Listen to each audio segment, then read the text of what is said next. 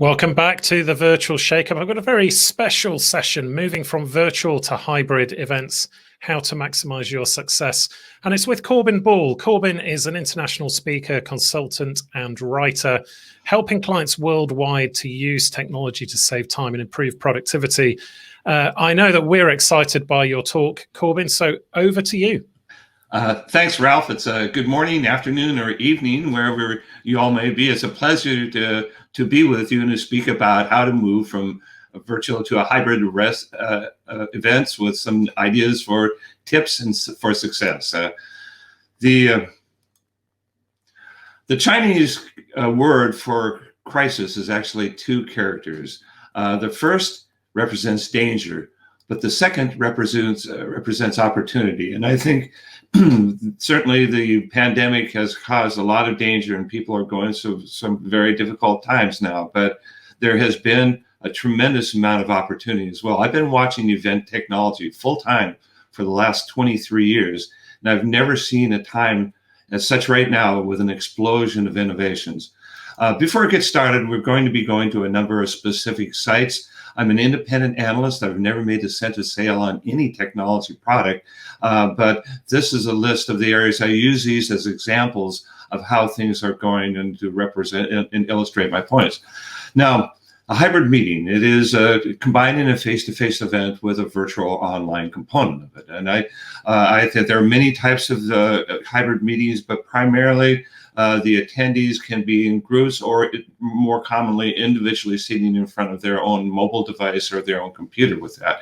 I believe that hybrid meetings will be, as this pandemic continues until it gets people get fully vaccinated, the herd immunity goes up, then it's going to be a bridge to recovery as face-to-face meetings reemerge. I think it's going to be a while before that happens. So first of all, until we get everybody vaccinated, there is going to be a fear of contagion. The second is for slowing these face-to-face meetings is that there's an economic downturn. There's a slow recovery with that. The first thing that gets cut is oftentimes corporate travel budgets, and so there are not going to be as many people coming.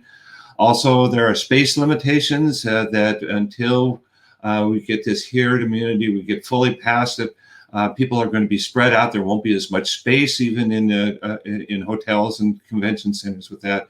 And finally, I think a key player is that virtual is going to be good enough for many. We've had intense training in video conferencing right now for the past 9 to 10 months, and people are finding best practices in the virtual way, and so that I don't think there'll be as many people coming.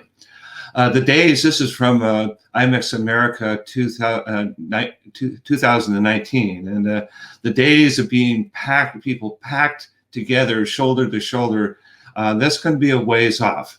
But on the positive note, there has been this explosion of innovation that has happened. It's unlike anything I have seen in these times. So hybrid and virtual meetings have been around for more than a decade. But they have advanced more in the last 9 months than they have in the past 10 years. And to start with is Zoom. And we've all been Zooming in and out of meetings, from everyone from grade school kids to grandparents to business people who've all had intense video conference call training with that.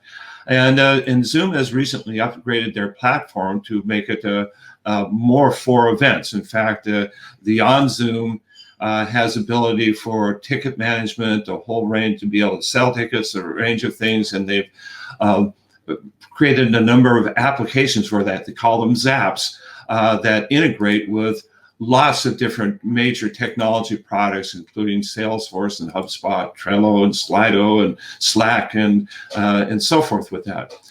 But Zoom is really a group video conference call. And a group video conference call does not work well for trade shows or exhibitions or large citywide conventions or complex multi-session events with that. And you need something more than that. You need a virtual and hybrid event platform to do that. And this is where the real interesting thing has happened in a number of different areas. number of different event technology categories. The first one is the online registration companies. For example, Cvent, the world's largest event tech company, has in these past 9 months created a hybrid and virtual event platform with that. They do have training with it, so it's on their particular platform. It's free, but also it goes a lot into just hybrid events in general with that. Eventry is another one of the major technology event registration companies, and they have they have delivering hybrid and virtual event platforms right now. Events there, the same thing. Bring your virtual and hybrid events to life with this. Additive Software specializes in large scientific events, and they have arranged things such as poster sessions and things that are specifically designed for abstract management for that. And they have come up with this virtual and hybrid event platform. A couple more. Event Mobi has done that, as well as Meeting Play. So this category of people, of companies that are used to running large, complex face-to-face events, have pivoted over to this, and now they're providing all these platforms that can handle that. The same things happen with the mobile event app companies. And so they have, for example, SpotMe has been around for 2 decades, but now they have expanded their registration capabilities so now that they can handle virtual and hybrid events as well. The same with Passable. It's been around for 10 years, and they have this virtual and hybrid platform. Socio, and then Umbrella, the one actually the platform that we're going on with this. Umbrella started out as a mobile event app primarily designed for networking, and they have completely expanded their capabilities, and now they are a virtual and hybrid event platform with that. And then finally, the last category of event technology are the streaming and content delivery companies. And if you're running multiple group sessions in multiple parts around the world, or heavy duty, these ones you might consider with that as well. And so the Digitel is one, and StreamPoint is another one of these. And finally with this, even the room diagramming companies have come up with a virtual platform. And Allseat is one that's particularly interesting. It's very visual. In fact, you're instead of a box, as in a Zoom box, your head is that's put onto a navigable avatar that you can explore spaces. This is into an exhibit booth. There are small group chats, large sessions with that you can go in and out of as well and sit down and do that. So the point I'm making with all this is that all these different companies have been working, that have experience working with events beforehand, have now built these platforms, and there's a whole range of innovation that is happening with this and really interesting ways of doing it.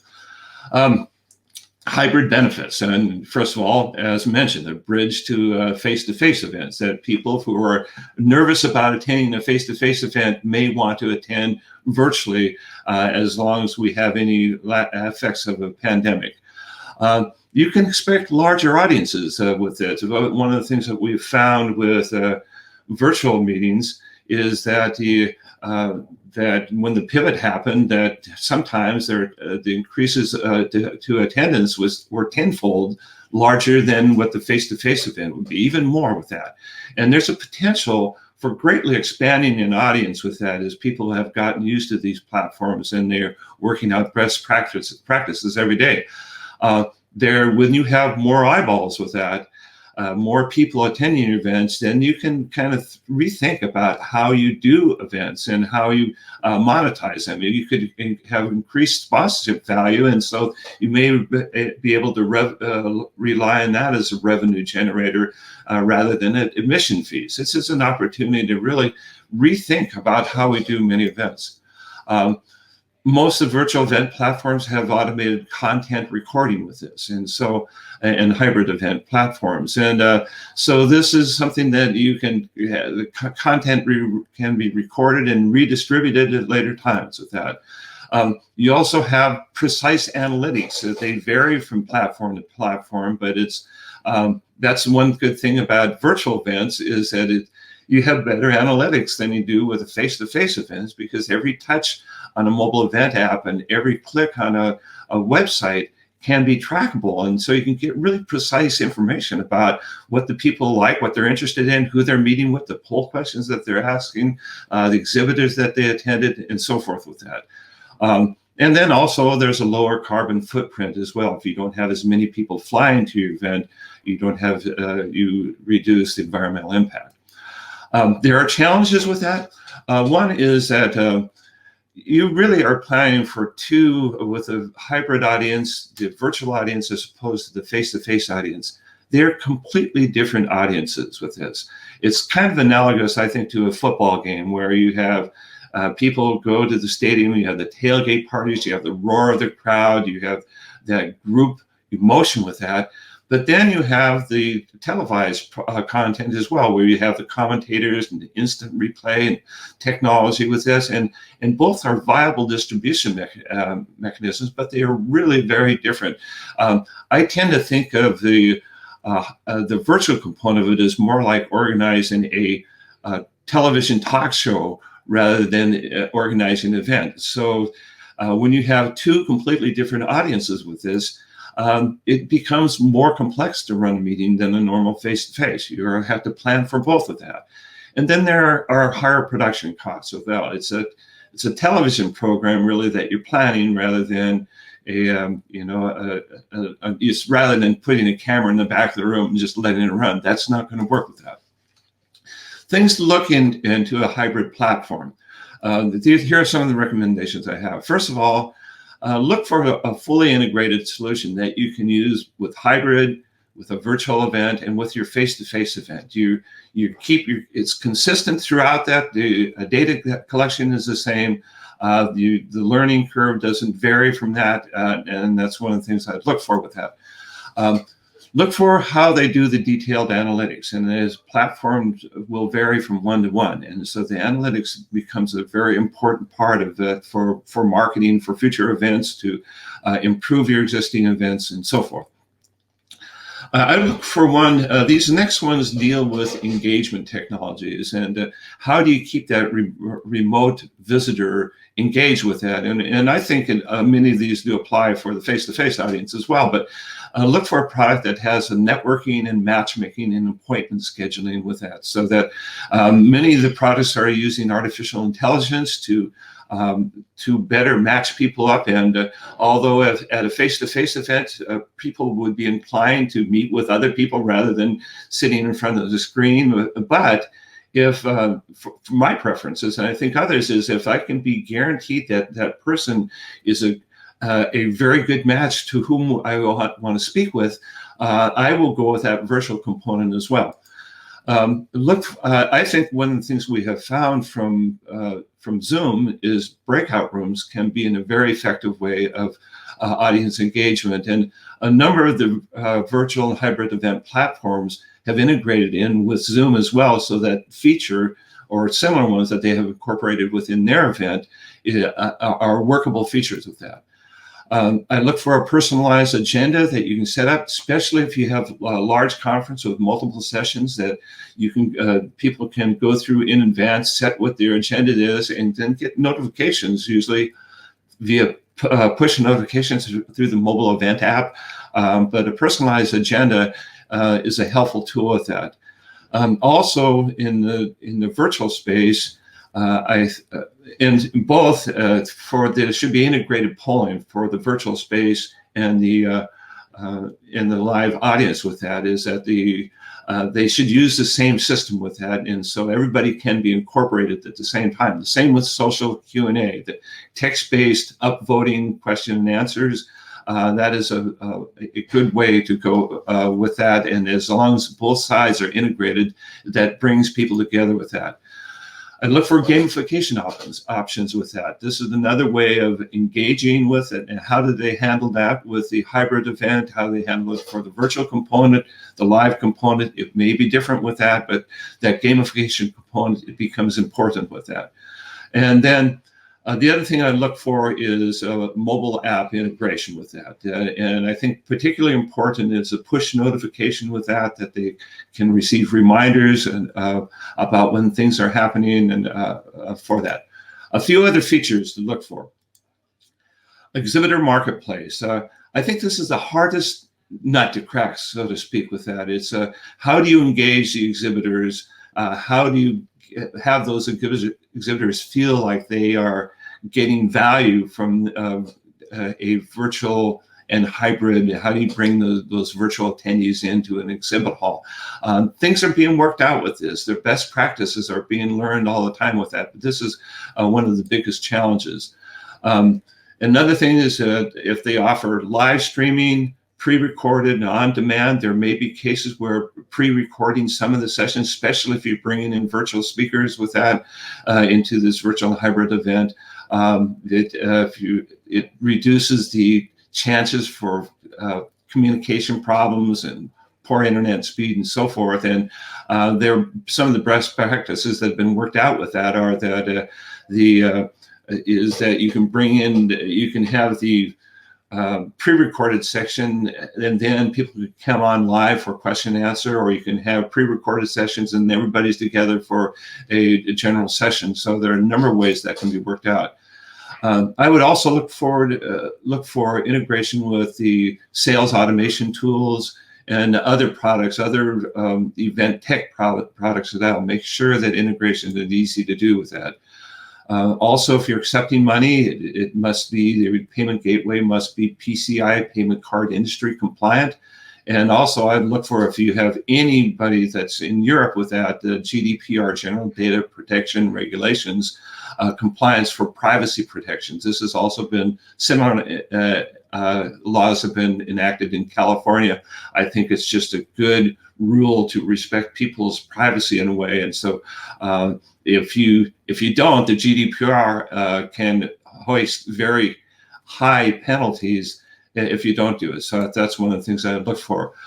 Opportunities for sponsorship monetization and banner ads, video. You have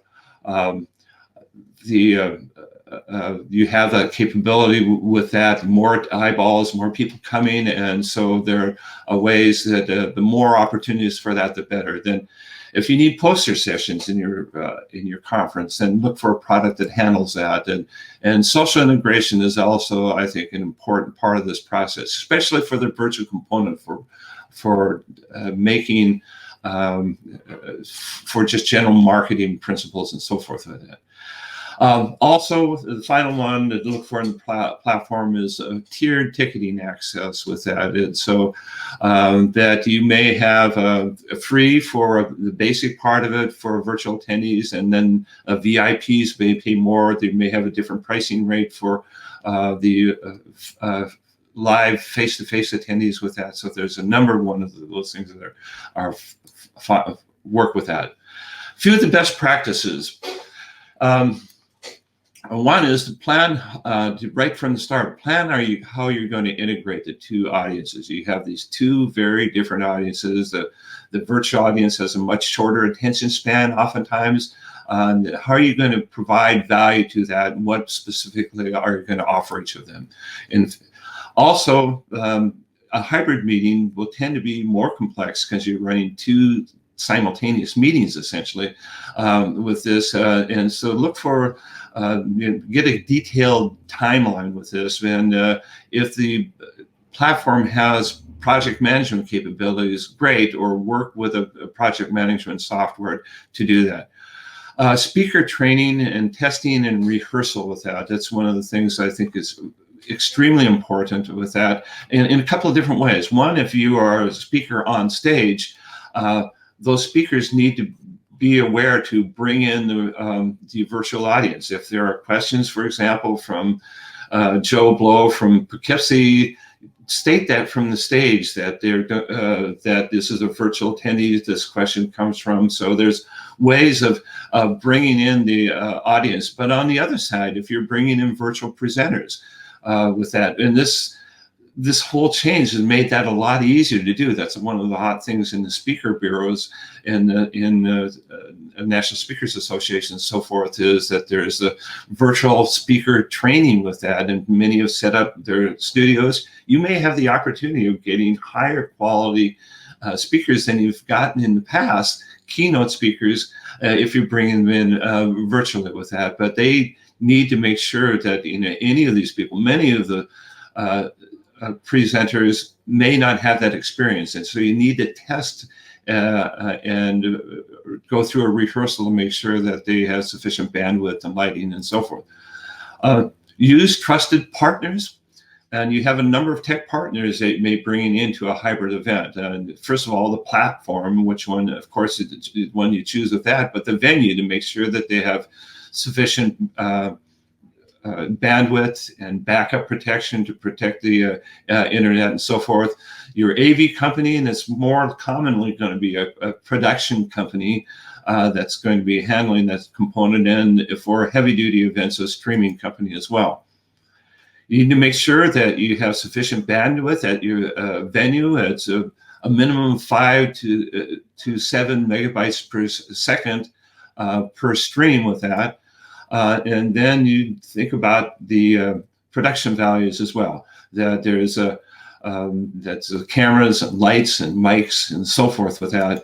And then also really a key component on it that I think becomes imperative is your virtual MC. And this is the person, is kind of like the talk show host that ties things together, introduces, brings people in, keeps that virtual audience engaged with that. And so that's really a new job category that has come out because of this.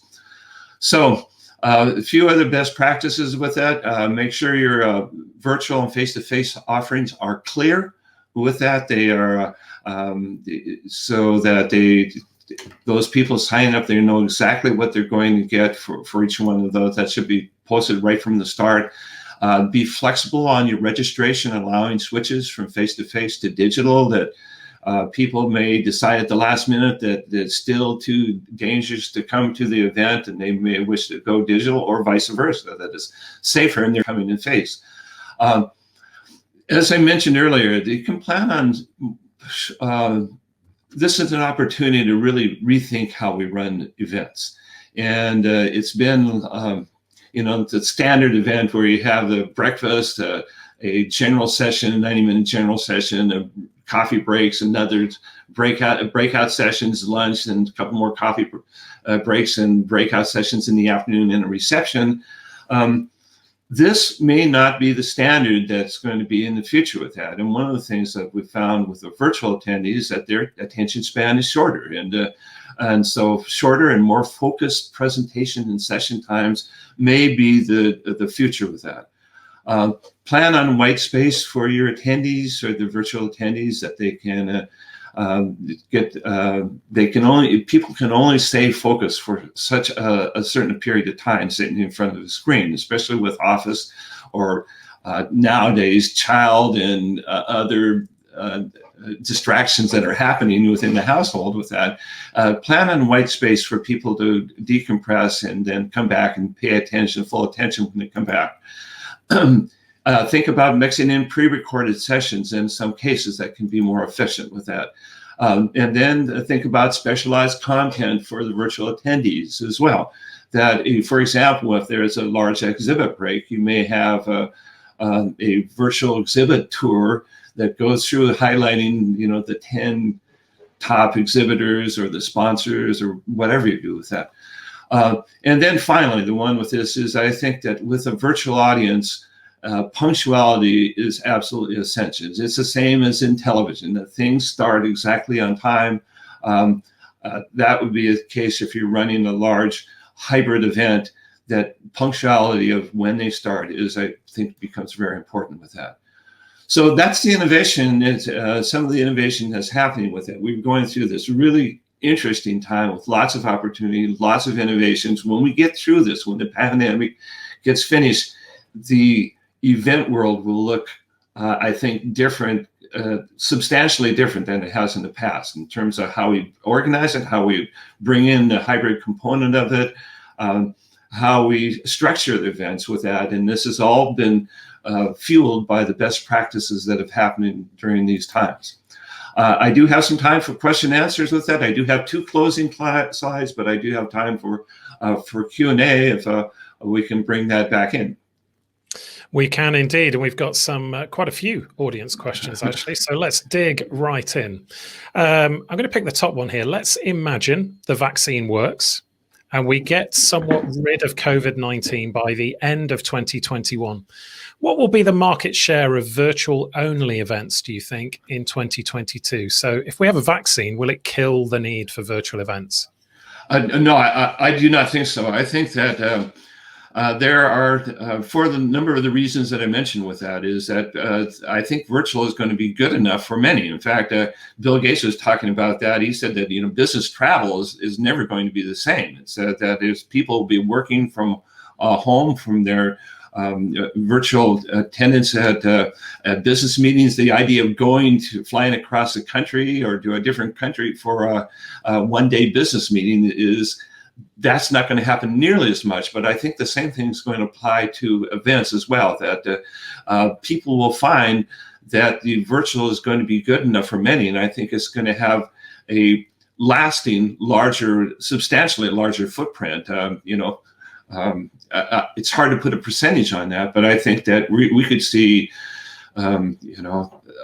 I think in the short term, many events are going to be hybrid because that's the bridge there. But that's in the long term, that hybrid component with a larger audience size could last substantially, and virtual meetings as well. Yeah, I probably agree with you. I mean, I've run about 10. In the sense of I've done the live streaming. I have been the event producer, about 10 hybrid events so far.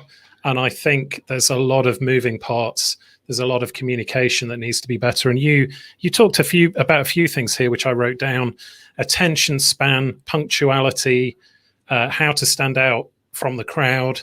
And as I talked about earlier, kind of making this more a TV-like experience, both in terms of how it looks, but also actually the production.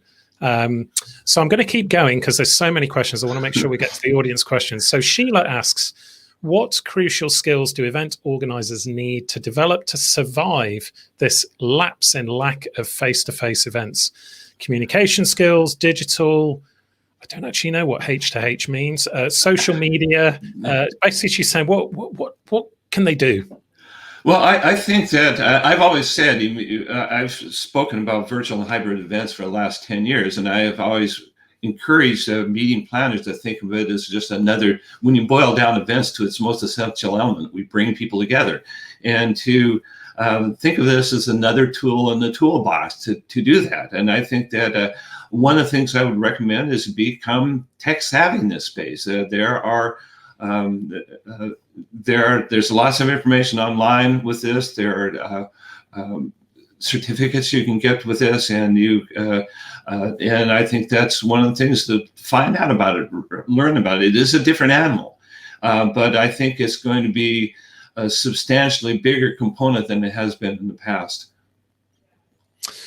Christina asks, which type of networking is more productive and easier to arrange, face-to-face or online?